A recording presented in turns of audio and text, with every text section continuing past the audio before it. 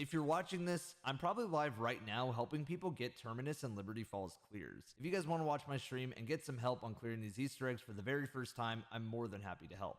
With the release of Terminus and Liberty Falls, Treyarch was trying to prove to the world that they were back. Maps that spark curiosity, new systems and changes that bring together both sides of the community fence, and of course, main quest Easter eggs that push the narrative forward. Unfortunately, in today's video, we will learn that there are still some people out there that don't want to see others have fun. In fact, for this world's first Easter egg race, one player was DDoSed away from world's first. This is the story of Terminus and Liberty Falls Easter egg hunt, and the DDoS attack that ruined one team's chance at world's first.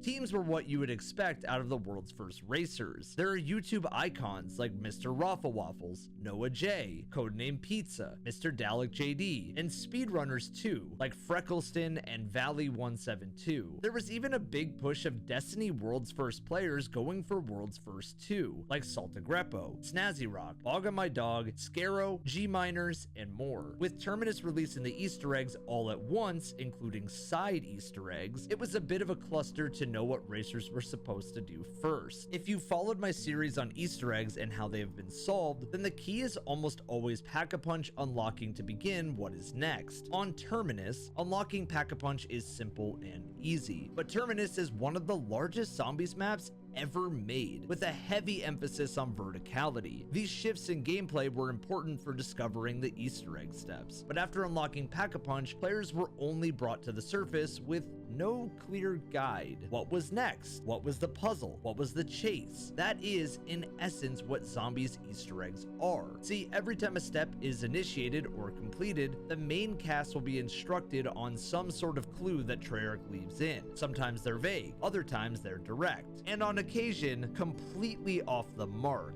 After about an hour, teams figured out the very first step. For this one, Strauss and Peck told racers that they needed to locate a hard drive locked in a secret office. Using our foundation of Pack-a-Punch being the starting location, it made sense then that the lift up from Pack-a-Punch underneath the office itself was somehow connected in a way for you to open it. Due to a power box being right outside the lab next to Jug, racers thought to use dead wire to shoot the electric boxes on the way to the office. This was spotted due to a power box being right outside the lab door next to Juggernog. After using dead wire on all of them, teams were awarded with Algebra. I guess this one time my math teacher was right. I will use this at some point. The goal was to solve for X, Y, and Z, but knowing which order meant input was the challenge. Good thing racers noticed that there were 3 laptops, one by Spawn and Stamina, one by the boat dock, and another by the other side of Spawn by Quick Revive. The other thing needed would be something to put inputs into the computer. On Terminus, this was clearly a roadblock that would be more like a scavenger hunt than anything. This step alone took long enough that the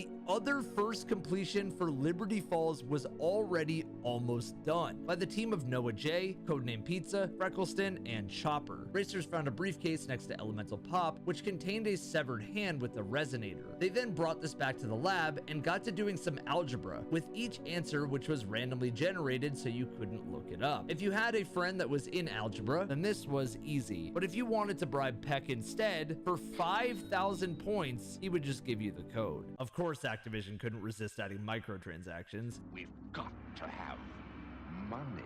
I'm also on the fence about this step. Paying a relatively small amount of zombie cash to skip an Easter egg feels kinda lame. I understand it may be there for accessibility reasons, but making the cost significantly higher may have been a better way to go about it. What do you think though? Let me know in the comments. By this point, the Easter egg for Liberty Falls was completed. There were big story and lore implications for a smaller Easter egg, yet an unexpected solid one on Liberty Falls. This team of Easter egg hunters were not done though. In fact, in the time it took teams to reach the next steps, they were on the prowl to catch back up. It's important to note that NoahJ was experiencing issues with his stream and the game. It could be seen as lag, but as you will find out later, it led to something more. Meanwhile, Mr. Raffle Waffles was doing this. Kill Hi guys, streaks, Mr. Raffle weapons. Waffles here. This is how you can get the Beam Smasher Wonder Weapon on Terminus. Why is he doing that? The problem racers were running into was getting scrambled up in everything else. See, remember when I said that Easter eggs came with plenty of side Easter eggs? So boat races, pirate quests, crab batting, chili cooking led to so many distractions for racers that it was hard to tell what the main quest was and what was just some goofy side quests. At this point, the team that had won Liberty Falls World's First was already making progress and was on to the next step of Terminus ahead of anyone else. And this next step was to take that resonator from the code input and bring it around the different islands that each had an elemental orb. Now, Terminus was a science facility with a deeper history clearly, and because it was advertised as a map with so many places to travel to, it made sense that Treyarch would utilize them for the main quest Easter egg. In a way, Terminus is like a nice evolution of Transit. There is still special zombies named parasites that punish you for playing in the water, and there is the danger that the Kraken tentacles would pop up if you stayed in too long, but this is miles better than Transit's annoying denizens jumping through fog. There were boats at any time for 500 points to get around, and not a bus driver who would just leave you. By all means, this map is a vertical water version of Transit, but it flows a lot smoother. Now, the next step players found was pretty self-explanatory. Drop the resonator under the elemental orb per section, then grab charge from the zombies that the orb drops by putting them in the main orb to charge the resonator. Once that was charged, racers were awarded with a hell of a wonder weapon named the Beam Smasher. Both new / reinvented wonder weapons in this game are absolutely S tier. When a new wonder weapon, feature, grenade, or trap is introduced, Treyarch typically finds a way to weave these into the Easter egg steps. But racers had to discover where this link would be. So tell me why then, when the hint for this next step was to do something with binary code, that the solution was to shoot a tentacle trap with the Beam Smasher. This one just lost me. And maybe the racers or you understand this better than myself, but this Easter egg had its first stop in the action regardless because of this step. After another hour, this was found in the tentacle trap by Mr. Waffles. Oh, I got a hard drive. I got a hard drive. This dropped a hard drive and was needed for the real Easter egg. To this point, all of these steps have been to just craft the wonder weapon. This would be an easy feat to skip the steps if you had the gobblegum to get the wonder weapon to drop, or if you had insane luck from the box. While I like that there's a trade-off here and that wonder weapons could even be had by all 4 players if you get lucky enough from various side Easter eggs or the box, I do prefer the crafting side of the wonder weapon being a part of the necessary main quest, because it just feels lackluster in steps without it, despite Terminus having one of the craziest finales. So now that the hard drive was in Racer's hands, it was time to embrace that Treyarch magic for the Easter egg. But first, a trip to visit Nathan? Nathan is a character I didn't know much about going into this, so I asked around the community, and it seems like a very long rabbit hole that you would need to play Cold War for a lot of answers. Essentially, Peck, the eye patch guy, was a bad guy turned self-interest good guy for now. He promised in exchange for his warheads, which contained aether crystals, that Maya's brother Nathan would be freed. But the warheads aren't secured, and this evil doctor on the island named Dr. Modi has those warheads, while also ruining the fact that she experimented on Nathan. Every character has motives in this story, but without context, it's understandably confusing to a lot of players, especially if Black Ops 6 was your first trip back to zombies in a while. With the hard drive in hand and the idea to free Nathan, racers needed to find another code, so they got looking all around all of the islands, and while you might think this would be another major roadblock, this step surprisingly didn't take that long, because the hints were pretty clear with context clues. The first and most obvious one was a number in the workshop that said days since the last incident with a large number. The reason for the context clue was that the number was different per lobby, meaning that clearly it was important to a puzzle and not just a map detail. With that number found, it was time for racers to hunt the other numbers. Eager-eyed racers found a playing card in the kitchen on a cork board, and also noticed that when you read the clock in the prison cell, it clearly displayed a number. A player named Valley172 was the first to crack this step, and instead of getting the code in the elaborate way that Treyarch had laid out, he guessed it.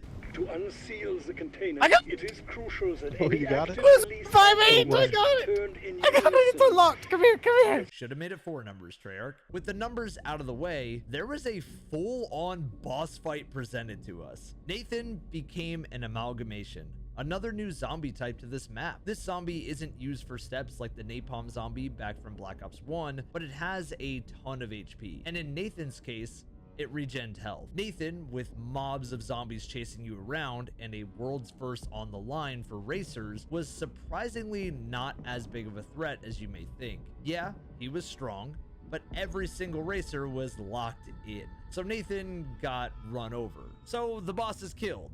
The Easter egg is done, right? Right? What I didn't expect was this. That it? Is there more? Did we do it?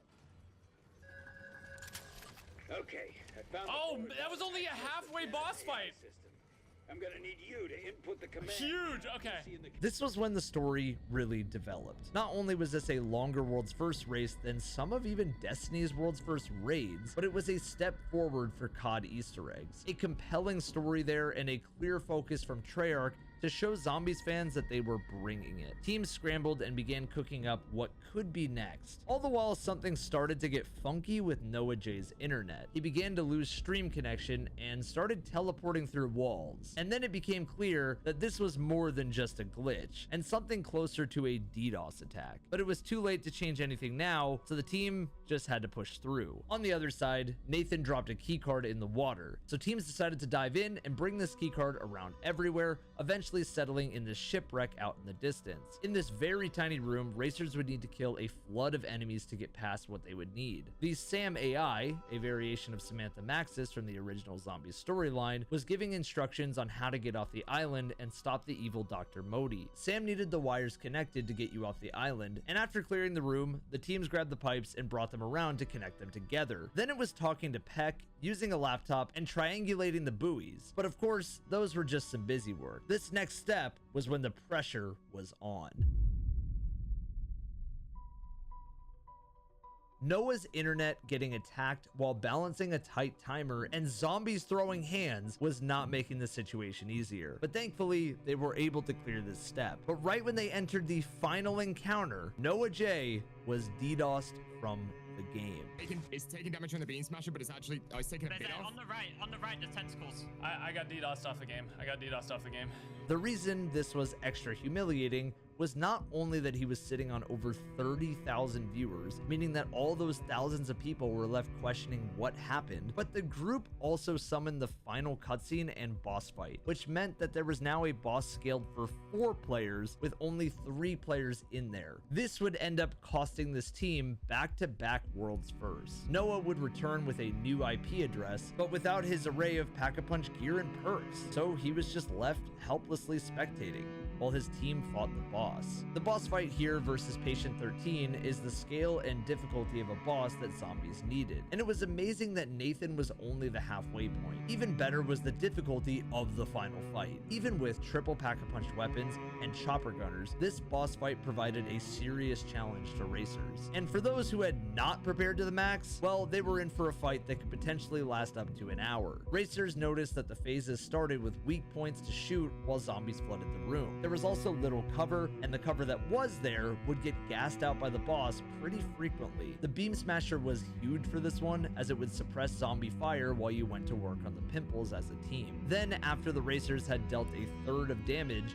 the boss shifted phases. We're talking about a fire variant where the mouth was the weak point and slams tentacles that would rip away your armor. Once players had the boss's health down to half, amalgamations and manglers with a splash of parasites would come in. Patient 13 had one last surprise up its sleeve, or sleeves? Like infinite arms. There were so many arms. For the final phase though, this is where teams would really struggle. The boss went into a phase that essentially was like a spirit bomb, raising a giant orb above it that you'd have to take cover for, or you would just get knocked down immediately. The key was to shoot the mouth when it was open and avoid the freaky tongue, and also shoot the eyes when the boss was charging up a spirit bomb. Those were the weak points, but with amalgamations and manglers and everything else charging at you, this fight was just pure chaos. But one team did manage to battle through Sea Monster Hell for the win after a brutal finale. Valley 172, Cookie, Bick, and Remaster took first place and were the first to get the calling card, the achievement, and this cutscene. Okay, Sam.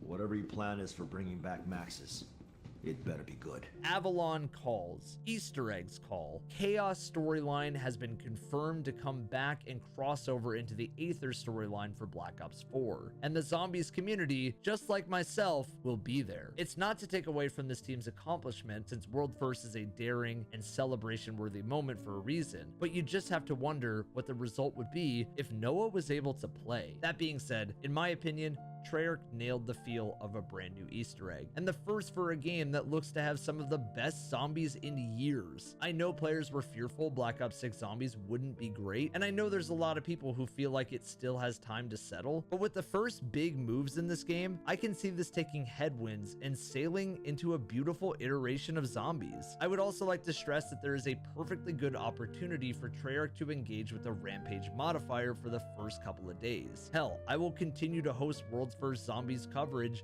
with all of the insights if Treyarch won't, since the community clearly is loving zombies, and nobody knows who really won these World's Firsts and how they were solved. Thanks for watching.